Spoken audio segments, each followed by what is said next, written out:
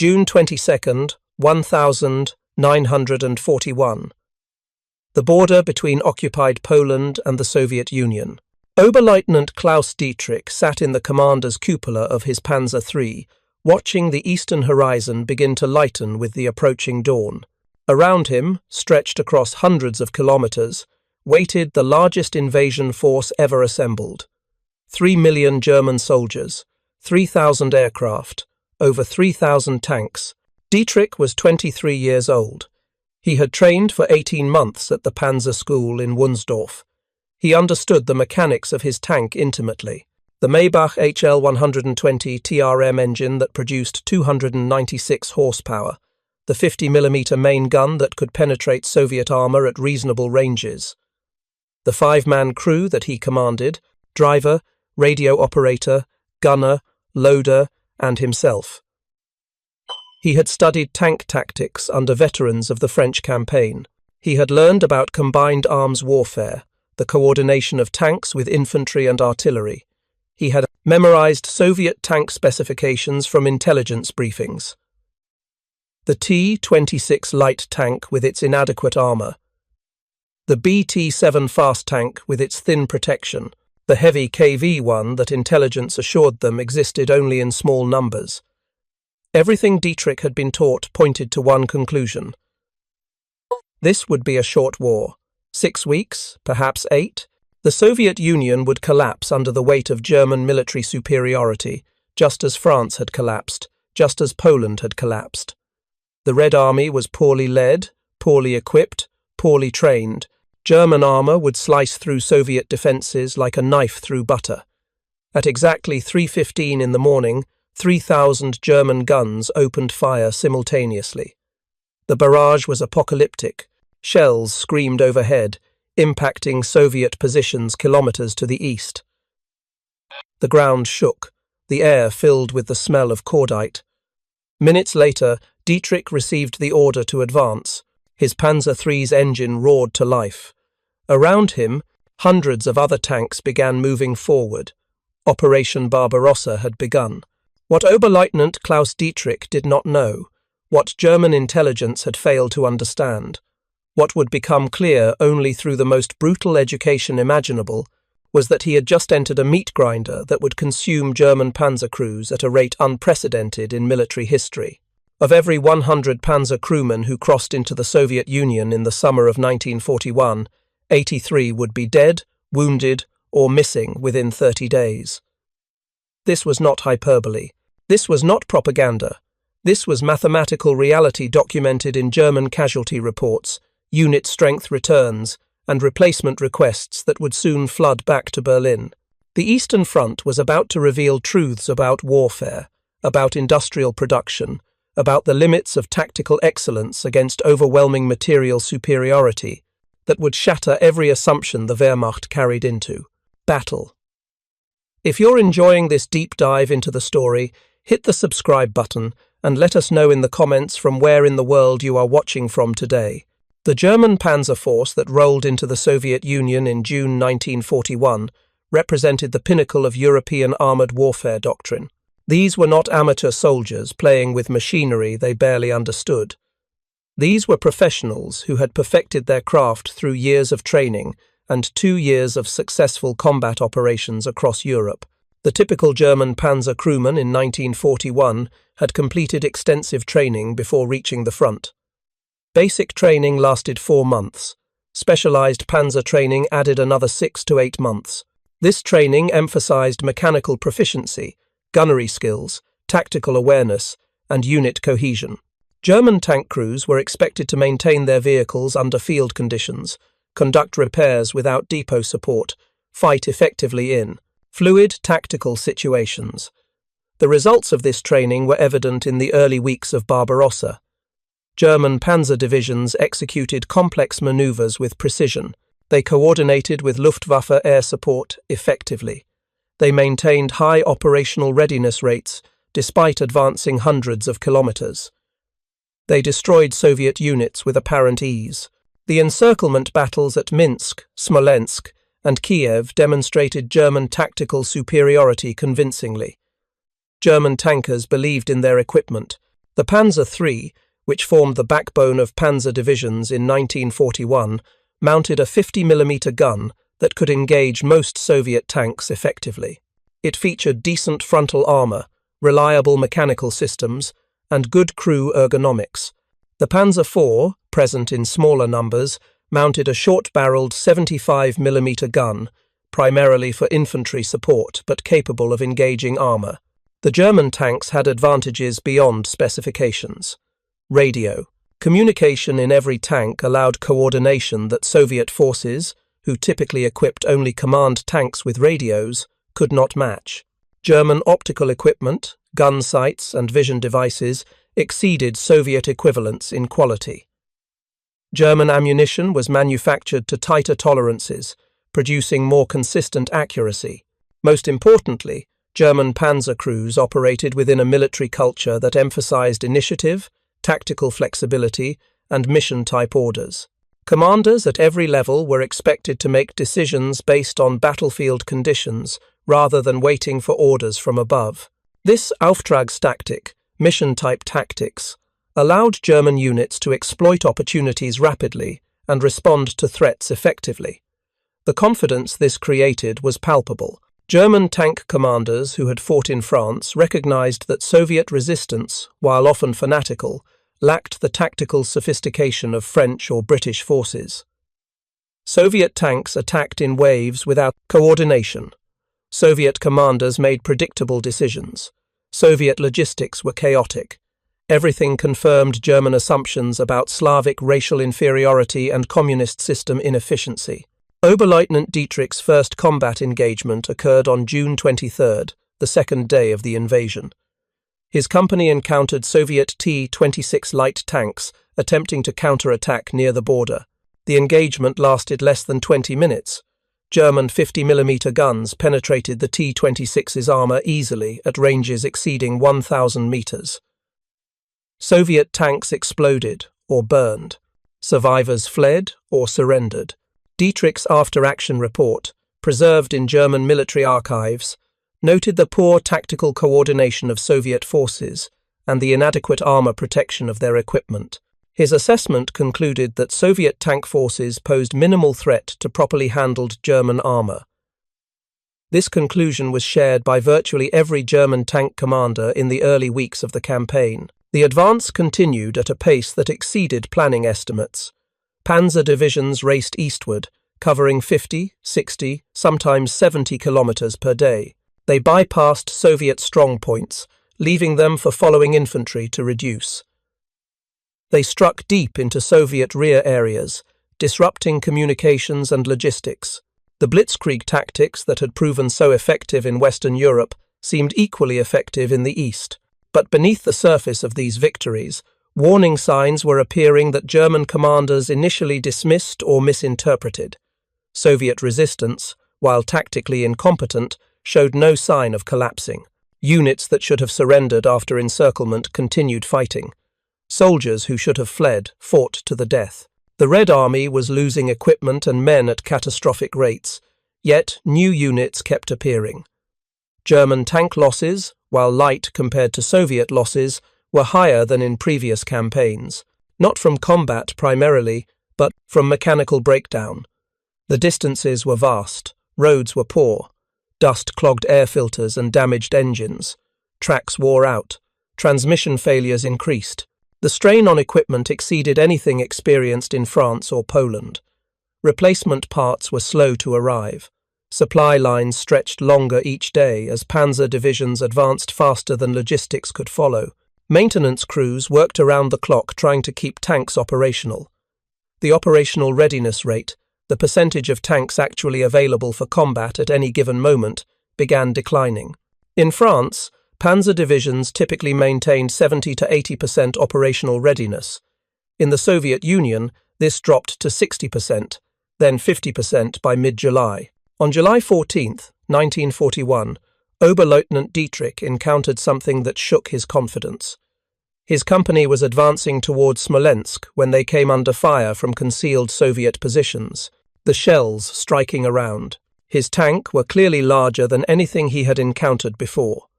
85mm, possibly larger. The reports were unlike the sharp crack of the standard Soviet 76mm gun. Through his optics, Dietrich spotted the source. A massive Soviet tank, larger than anything in German intelligence briefings. The KV-1 heavy tank, which intelligence had assured them existed only in small numbers and would be easily handled. This particular KV-1 was hull down in a defensive position, presenting only its heavily armoured turret. Dietrich ordered his gunner to engage. The 50mm armour-piercing round struck the KV-1's turret. The shell bounced off without penetration. The Soviet tank traversed its turret toward Dietrich's position. Dietrich's training took over. He ordered his driver to reverse into cover. The 85mm shell passed through the space his tank had occupied seconds earlier. His company regrouped and attempted to flank the position. 2. More Panzer IIIs were damaged by the KV-1 before it finally withdrew, apparently running low on ammunition. Dietrich's report of this engagement reached higher headquarters within hours. It was one of dozens of similar reports flooding in from panzer units across the front. German 50mm guns could not reliably penetrate KV-1 frontal armour. Neither could the short 75mm gun on Panzer IVs. German tankers were encountering Soviet equipment that was supposed to be rare, but was appearing with increasing frequency. The KV-1 weighed 45 tons, significantly heavier than any German tank in production. Its armour, 90mm on the turret front and 75mm on the hull front, was effectively immune to standard German tank guns at normal combat ranges. Its 85mm gun could destroy any German tank with a single hit. The tank was slow, mechanically unreliable, and often poorly handled by inexperienced crews. But when properly positioned, it was nearly invulnerable to German armour.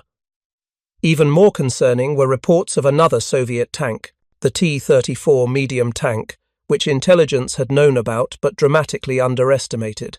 The T-34 combined sloped armour, which increased effective thickness dramatically, with a powerful 76mm gun and excellent mobility. German 50mm guns could penetrate T-34 armour only at close range or from the sides and rear. The T-34 could destroy German tanks at ranges where German guns were ineffective. German tank commanders began recognizing a disturbing pattern. While German tactical skill often prevailed in individual engagements, Soviet material advantages in these newer tanks created situations where tactical excellence was insufficient. A well-positioned KV-1 or T-34 could hold up an entire panzer company. German crews had to use combined arms tactics, calling in air support or anti-tank guns, to deal with these threats. The psychological impact on German tank crews was significant. The confidence born of easy victories against T-26 seconds and BT-7 seconds evaporated when facing KV-1 second and T-34 seconds. Crews who had felt invulnerable in their Panzer IIIs now understood they were outmatched in armour and firepower. The comfort of technological superiority, a core assumption of German military doctrine, was being challenged by Soviet tanks that should not have existed in such numbers or quality. By August 1941, German panzer divisions were reporting alarming casualty rates among crews. These casualties came from multiple sources: combat losses from improved Soviet anti-tank defense, mechanical breakdowns leaving crews stranded, illness from exposure and poor field conditions, psychological breakdowns from sustained combat stress. The replacement system, designed for the short campaigns of blitzkrieg warfare, was inadequate for sustained operations. The German Army's replacement training system, in 1941, could produce approximately 1,500 trained panzer crewmen per month across all training schools. This seemed adequate when planning a 6 to 8 week campaign. It proved catastrophically insufficient when facing months of sustained combat. Panzer divisions that crossed into the Soviet Union with full-strength crews were operating at 70% manning by late summer. Experienced crew members could not be replaced. A tank commander with 2 years of training and combat experience who was killed or wounded might be replaced by a recently trained soldier with 6 months of instruction and no combat experience. The quality degradation was inevitable and cumulative. As experienced crews were lost, tactical effectiveness declined. As tactical effectiveness declined, casualty rates increased. The spiral was vicious and accelerating. Oberleutnant Dietrich's company, which had crossed the border with 14 Panzer IIIs, was down to 8 operational tanks by mid-August. Of those, 8, only 4 retained their original 5-man crews. The others had received replacements, young men barely out of training who struggled to match the coordination of veteran crews. Dietrich himself had survived several close calls, shrapnel from near misses, small arms fire, one incident where his tank threw a track under fire and his crew had to repair it while exposed. The strain was visible in every panzer unit. Crews slept in or near their tanks, ready to move at any moment. Maintenance was conducted under time pressure, often incomplete. Meals were irregular. Personal hygiene became impossible. Lice and dysentery were endemic. The physical exhaustion compounded the psychological stress of combat. German military psychiatrists, analyzing combat stress casualties from the Eastern Front, noted patterns different from previous campaigns. In France, combat stress cases had been relatively rare and typically occurred in soldiers with pre-existing psychological vulnerabilities. On the Eastern Front, combat stress affected even previously stable soldiers. The endless nature of the campaign, the vast spaces, the fanatical Soviet resistance, the lack of clear progress toward victory, all contributed to psychological breakdown. September 1941 brought the encirclement battle at Kiev, the largest encirclement in military history. Over 600,000 Soviet soldiers were trapped. German panzer divisions, despite their depleted strength, performed brilliantly in executing the massive double envelopment. The victory seemed to validate continued German superiority, yet the cost in men and equipment continued mounting. By October 1941, as Operation Typhoon, the drive on Moscow, began, German panzer divisions were shadows of their June strength. The 4th Panzer Group, which had crossed the border with over 500 tanks, could field barely 200 operational vehicles. Personnel strength was down to 60% of establishment. Experienced company commanders and platoon leaders were increasingly rare. Battalion commanders were leading companies. Company commanders were leading platoons. The autumn rains turned roads into mud. The Rasputitsa, the mud season, immobilized German armor. Tanks bogged down. Supply trucks could not reach forward units. The advance slowed to a crawl. Panzer crews spent days trying to extricate their vehicles from mud, only to advance a few hundred meters before bogging down again. The mechanical wear from operating in these conditions was catastrophic. Then came winter. German intelligence had estimated the campaign would end before winter. No preparation had been made for winter operations. Tank engines designed for European climates could not start in temperatures dropping to -20, -30, -40 degrees Celsius. Fuel froze. Lubricating oil congealed. Rubber seals became brittle and cracked. Weapons jammed. Optics frosted over. Soviet tanks, designed for these conditions, continued operating. The T-34's diesel engine started more reliably in extreme cold than German gasoline engines. Soviet lubricants were formulated for low temperatures. Soviet crews wore winter clothing. German panzer crews, wearing uniforms designed for temperate climates, suffered from frostbite and exposure. The casualty rate among German panzer crews reached its peak in December 1941 during the Soviet counter-offensive before Moscow. Units that had been ground down over 6 months of continuous combat now faced fresh Soviet reserves in winter conditions for which they were completely unprepared. Tank crews that survived combat often died from exposure. Wounded men froze to death before evacuation. Oberleutnant Klaus Dietrich died on December 18, 1941, 6 months after crossing the Soviet border. His Panzer III was hit by a Soviet anti-tank gun during a Soviet counterattack near Klin. The first round penetrated the driver's compartment, killing the driver instantly. The second round struck the turret, wounding Dietrich and his gunner. Dietrich ordered his surviving crew to abandon the vehicle. He provided covering fire with his pistol while they escaped. A third anti-tank round struck the disabled tank, killing Dietrich. He was one of hundreds of German tank commanders lost that week. His death represented not just the loss of an individual soldier, but the loss of 2 years of training and 6 months of irreplaceable combat experience. His replacement, arriving in January 1942, would have neither the training nor the experience to match Dietrich's capabilities. The quality degradation of German panzer forces was no longer a concern. It was a crisis. The statistics emerging from the Eastern Front in late 1941 shocked German military leadership. Casualty reports from panzer divisions revealed losses that exceeded worst-case planning estimates. The numbers varied by unit and by month, but the pattern was consistent and catastrophic. In the first 6 months of Operation Barbarossa, German panzer divisions suffered approximately 250,000 casualties among all personnel, including tank crews, mechanized infantry, and support troops. Tank crew casualties specifically were proportionally higher than other branches. Tank crews represented approximately 20% of Panzer Division manpower, but accounted for nearly 40% of casualties in the first 6 months. This disparity reflected the dangerous nature of armoured combat on the Eastern Front. A disabled tank often meant death or capture for its crew. Wounded tank crewmen, trapped inside burning or flooded vehicles, frequently could not escape.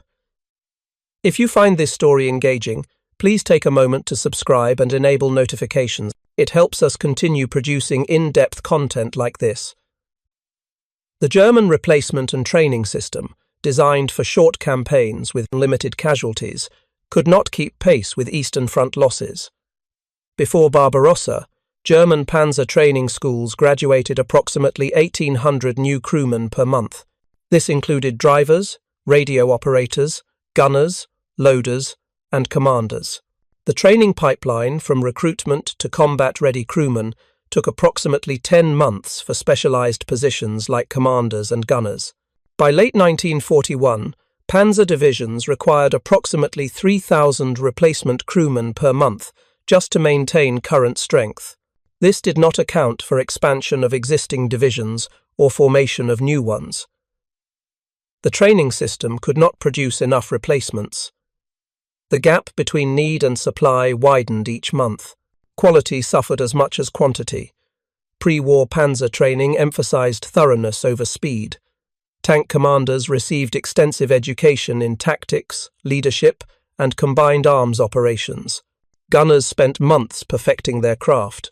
Drivers learned not just how to operate their vehicles, but how to maintain them under field conditions. This training produced highly skilled crews, capable of maximizing their equipment's potential. As casualties mounted, training was compressed. 10-month programs became 8 months, then 6 months. Skills that required extensive practice time were abbreviated. Tank commanders arrived at frontline units with minimal tactical training. Gunners had fired fewer practice rounds. Drivers had less mechanical training. The inevitable result was increased casualties among inexperienced crews and decreased combat effectiveness overall. The mechanical attrition of German tanks compounded the personnel crisis. Tanks required constant maintenance. Track links wore out and needed replacement. Engines required regular servicing. Weapons needed cleaning. Optical equipment needed calibration. In stable conditions with adequate supply, this maintenance was manageable. On the Eastern Front, it was nearly impossible. Spare parts supply never matched demand. Critical components, engines, transmissions, final drives, were in chronic short supply. Panzer divisions cannibalized damaged tanks to keep others operational. Improvised repairs using non-standard parts were common.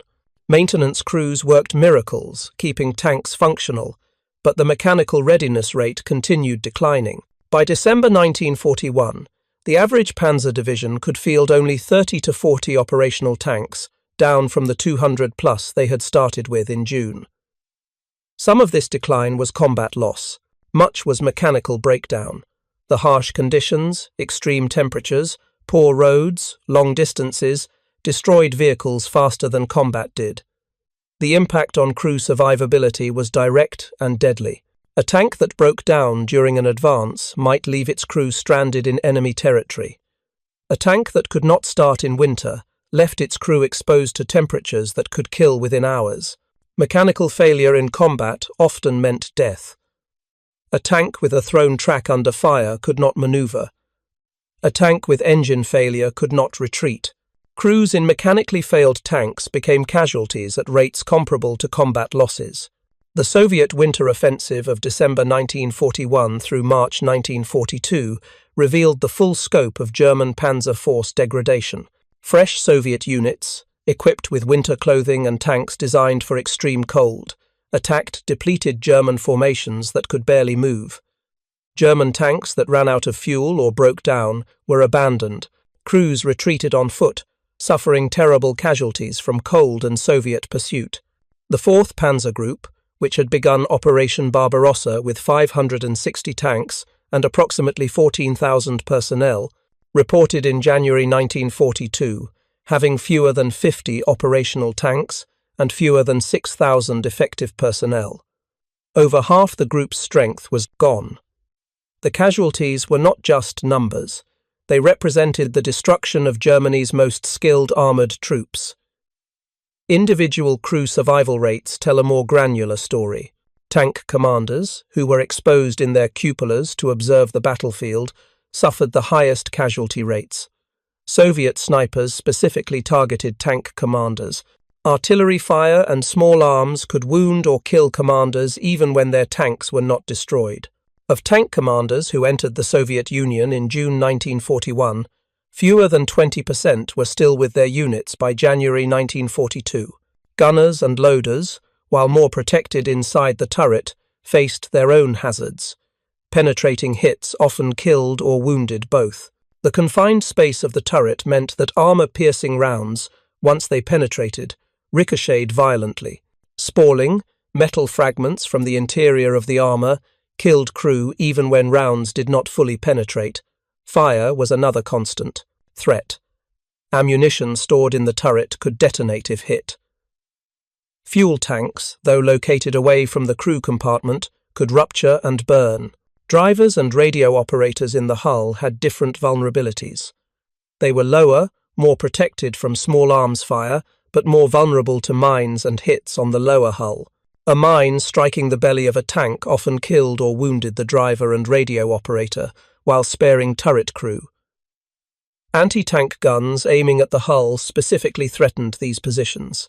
The question of why 83% of German panzer crews did not survive their first month must be understood in context. This figure represents cumulative attrition across combat casualties: wounded, evacuated, missing in action, illness evacuations, and psychological breakdowns. Not all of these men died. Many were wounded and evacuated. Some were captured. Some fell ill with diseases exacerbated by field conditions. Some suffered psychological breaks requiring removal from combat. But the net effect was identical to death for unit effectiveness. A crew member who was killed, wounded, captured, evacuated for illness, or removed for psychological reasons was equally unavailable for combat. From the perspective of maintaining unit strength, these casualties were indistinguishable. The replacement system had to fill all these losses, and it could not. The specific circumstances of the Eastern Front created a perfect storm of factors that drove these catastrophic casualty rates. The vast distances meant supply lines stretched thin. Ammunition, fuel, food, spare parts, and medical supplies all arrived irregularly. Tank crews often fought with reduced ammunition loads, limited fuel, and inadequate food. These material shortages directly impacted combat effectiveness and survivability. The Soviet numerical superiority became apparent early and never diminished. For every Soviet tank destroyed, another appeared. For every Soviet unit encircled, another was formed. The seemingly endless Soviet reserves created a grinding attrition that German tactical excellence could not overcome. Tank crews who survived one engagement faced another hours later, then another, without rest or respite. Soviet anti-tank capabilities improved dramatically as the campaign progressed. The early weeks saw German tanks facing inadequate Soviet anti-tank guns. By autumn 1941, Soviet forces were deploying more effective weapons. The 85mm anti-aircraft gun, used in direct fire role, could destroy any German tank. The 76mm divisional gun proved effective against German armor. Soviet anti-tank tactics improved through experience.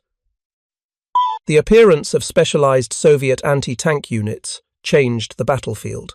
Soviet doctrine evolved to include anti-tank strongpoints, called pack fronts, bristling with multiple anti-tank guns in mutually supporting positions. German tanks advancing into these positions faced devastating crossfire. The tactical advantages German crews enjoyed in open maneuver warfare evaporated when facing prepared defenses. Soviet artillery was another major threat. The Red Army possessed enormous artillery strength. Massive bombardments preceded Soviet counterattacks. German positions, including tank assembly areas, came under sustained artillery fire. Tank crews suffered casualties even when their vehicles were not engaged in combat. Shrapnel from artillery could wound exposed crew members. Near misses from heavy-caliber shells could disable tanks through overpressure, even without direct hits. The psychological dimension of Eastern Front combat contributed to the casualty rate in ways that are harder to quantify but equally important. The stress of sustained combat without relief broke men. Tank crews who fought day after day, week after week, without rest developed what German military medicine called front exhaustion. Symptoms included tremors, inability to concentrate, emotional instability, and in severe cases, complete psychological collapse. These psychological casualties were not weakness, they were the inevitable result of sustained exposure to life-threatening stress. The human nervous system has limits. German tank crews on the Eastern Front exceeded those limits routinely. Some men lasted weeks before breaking. Some lasted months. Very few lasted the entire first 6 months without showing symptoms. German military culture stigmatized psychological casualties. Admitting to fear or stress was seen as weakness, even cowardice. This cultural attitude meant men continued fighting long past the point where they were effective. Crews operating in degraded psychological states made mistakes. They missed threats. They failed to execute drills properly. They endangered themselves and their comrades. The tactical effectiveness of German panzer units declined not just from personnel losses, but from psychological degradation of survivors. The medical evacuation system on the Eastern Front was inadequate for the scale of casualties. Wounded tank crewmen often could not receive prompt medical care. The distances from frontline positions to field hospitals were measured in dozens or hundreds of kilometers. Roads were poor. Transportation was limited. Wounded men sometimes died during evacuation from injuries that would have been survivable with prompt treatment. The lack of winter clothing and equipment turned the December 1941 crisis into a catastrophe. Tank crews wearing summer uniforms in -30-degree temperatures suffered frostbite within hours of exposure. Hands froze to metal surfaces. Feet froze in inadequate boots. Ears and noses suffered frostbite from brief exposure. Men who survived combat often became casualties from cold. German logistics failures contributed directly to crew casualties. Panzer divisions advancing deep into Soviet territory outran their supply lines. Fuel shortages stranded tanks. Ammunition shortages left crews unable to fight effectively. Food shortages weakened men already stressed by combat. Medical supply shortages meant wounds could not be properly treated. Every logistical failure translated into increased casualties. The Soviet scorched earth policy created additional hardships. Soviet forces destroyed infrastructure as they retreated. Bridges were blown. Roads were mined. Buildings were burned. Water sources were contaminated. German forces advancing through destroyed territory found no local resources. Everything had to be brought forward by supply columns that could barely keep up with the advance. Tank crews in forward positions sometimes went days without hot food or adequate water. The operational tempo of the first 6 months was unsustainable. German doctrine emphasized rapid advance and encirclement. Panzer divisions were expected to maintain momentum constantly. Rest periods were brief and irregular. Crews often fought during the day and moved at night. Sleep was scarce. Fatigue accumulated. Exhausted crews made mistakes that cost lives. The diversity of threats faced by German tank crews on the Eastern Front exceeded anything experienced in previous campaigns. In France, the primary threats were enemy tanks and anti-tank guns. On the Eastern Front, German tankers faced tanks, anti-tank guns, artillery, aircraft, mines, Molotov cocktails, and fanatical infantry attacks. Soviet soldiers armed with explosives would attack German tanks directly, attempting to place charges on vulnerable points. German tank commanders described Soviet infantry anti-tank tactics as terrifying. Small groups of Soviet soldiers would hide in cover, waiting for German tanks to approach. At close range, they would throw Molotov cocktails at engine grills or attempt to place magnetic mines on hull sides. These attacks required courage bordering on suicide from the Soviet soldiers, but they were effective. Tank commanders had to remain constantly vigilant against infantry attack, exposing themselves to sniper fire. The mine threat was constant and deadly. Soviet forces used mines extensively. Roads were mined, fields were mined, trails were mined. Anti-tank mines could disable or destroy tanks. Anti-personnel mines targeted crew members dismounting from vehicles. German tank units lost vehicles to mines daily. The psychological impact was significant. Crews never knew if the next meter of ground concealed a mine. The impact of German panzer crew casualties on overall military operations was profound. Panzer divisions were the primary offensive force of the Wehrmacht. Their degradation meant reduced offensive capability. As experienced crews were lost, the tactical excellence that had characterized German armored operations declined. Newer, less experienced crews could not execute the complex maneuvers that veteran units performed routinely. The replacement crews, arriving at frontline units in late 1941, faced impossible situations. They were thrown into combat with minimal preparation. They joined units that were exhausted, under strength, and demoralized. They operated equipment that was worn out and poorly maintained. They faced an enemy that was growing stronger while German forces grew weaker. The casualty rate among replacement crews often exceeded that of original personnel because they lacked the experience to survive. German training methods had to adapt to the manpower crisis. Accelerated training programs attempted to produce more crews faster. The quality decline was inevitable. Specialized skills that required months to develop were compressed into weeks. Tank commanders with 6 months of training replaced commanders with 2 years of training. The tactical sophistication of German armored operations declined accordingly. The personnel crisis forced organizational changes. Panzer divisions were restructured multiple times during 1941 and 1942, each time reducing the number of tanks per division while attempting to maintain combat effectiveness. These reorganizations were acknowledgements that the replacement system could not keep pace with losses. Better to have divisions with fewer tanks than divisions that existed only on paper. The industrial dimension of the crisis became clear by early 1942. Germany's tank production in 1941 totaled approximately 3,700 tanks and assault guns. This seems substantial until compared to losses. In the same period, German forces on the Eastern Front lost approximately 3,000 armoured vehicles to combat and mechanical causes. The replacement rate barely kept pace with losses, leaving no capacity to expand forces. Soviet production, meanwhile, was accelerating.